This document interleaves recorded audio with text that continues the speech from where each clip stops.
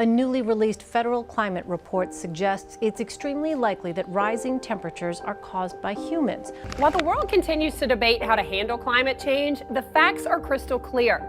Climate change is real. Climate change has become one of the most politicized topics of the day. Obama administration policy described climate change as an urgent and growing threat to our national security. Climate change. As our world continues to grow warmer, we humans are seeing its effects worsen. It's a massive problem, one that can and most likely will affect how we live. Some of the brightest minds in the world are coming up with solutions to mitigate climate change, but maybe nature does it better. Because there's one habitat that stands as a direct barrier to the effects of global warming, and it's not really talked about. Coastal wetlands. Coastal wetlands are crucial to reducing damage done by human-induced climate change, especially for those living near the coast, who are most likely to be affected. But it's a habitat that's disappearing quickly, and its destruction would be an environmental disaster.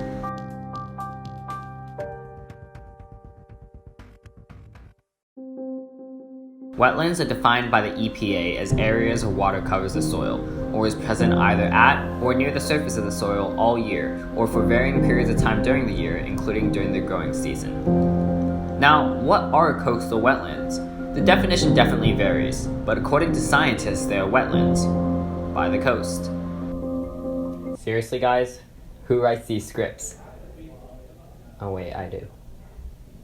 Here's my buddy Ryan from Cosmos at UCSC for more info. There are roughly 40 million acres of coastal wetlands, which make up 38% of wetlands in general. Coastal wetlands are pretty diverse. They range from salt marshes, bottomland hardwood swamps, fresh marshes, and mangrove swamps and moccasins. All of these types provide pretty much the same essential benefits to both humans and the ecosystem. Coastal wetlands provide benefits ranging from fish and wildlife habitats to economic benefits to disaster and erosion mitigation.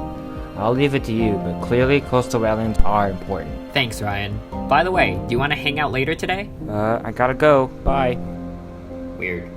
As Ryan said, coastal wetlands provide huge benefits to pretty much everyone. Coastal wetlands act as sanctuaries for a multitude of species, including the endangered whooping crane, Louisiana black bear, and the Florida panther, as well as resting spots for migrating birds.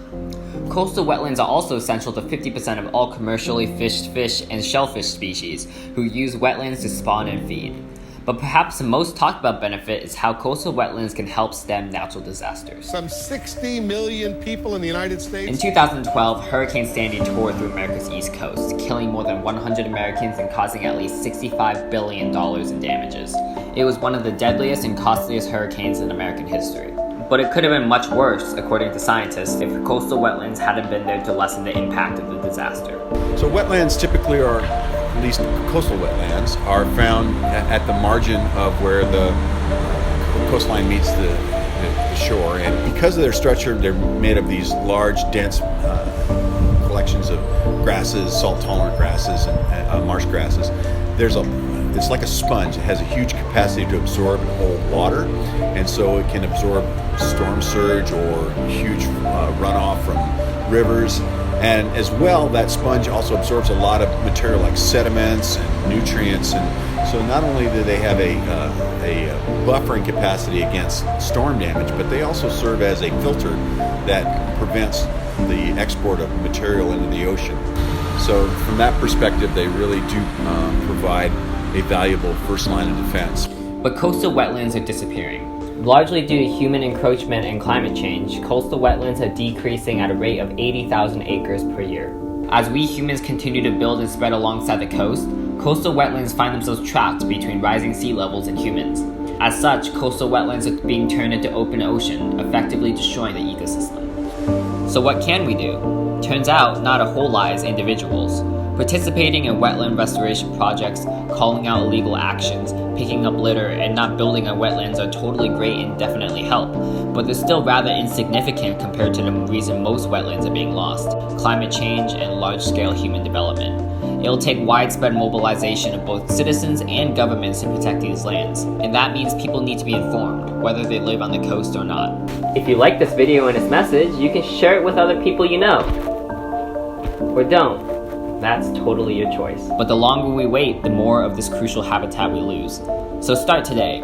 Tell those around you about this awesome ecosystem, promote activities that help wetlands, and encourage local and national officials to pass legislation that helps. And if we start now, maybe, just maybe, we can save this fragile ecosystem for a little while longer.